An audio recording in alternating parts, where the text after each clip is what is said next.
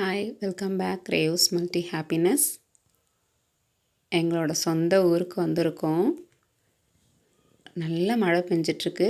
கடலூர் டிஸ்ட்ரிக்குங்க. ரொம்ப பார்க்க அழகாக இருந்தது. கண்டினியூஸாக 2 டேஸாக மழை பெஞ்சிட்ருக்கு.